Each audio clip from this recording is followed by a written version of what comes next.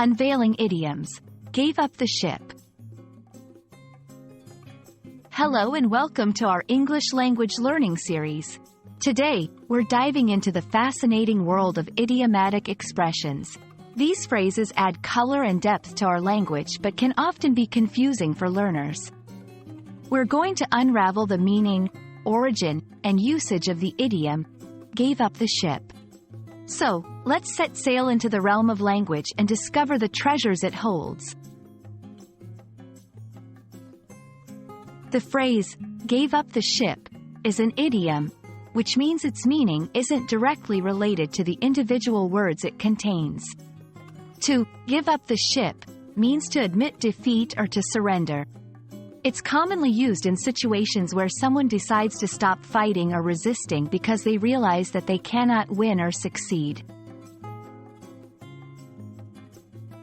The origin of gave up the ship is deeply rooted in naval history. It's believed to originate from the early 19th century, during a naval battle. The phrase was supposedly the dying command of James Lawrence, a naval officer, who urged his crew to keep fighting and never surrender. Although the phrase has a literal naval context, it has since evolved to be used metaphorically in everyday language. In modern times, gave up the ship is used in various contexts, often to describe scenarios beyond the literal sense of naval warfare.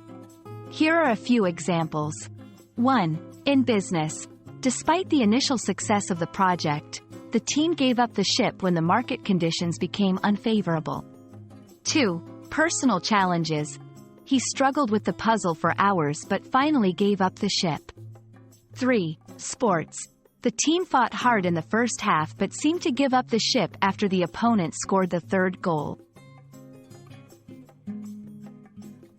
Visualize the scenario. Imagine a captain in a naval battle, facing overwhelming odds and making the tough decision to surrender. Relate to personal experiences. Think of a time when you had to admit defeat in a situation. Relating the phrase to your own life can make it easier to remember. Use it in conversation. The best way to remember an idiom is to use it.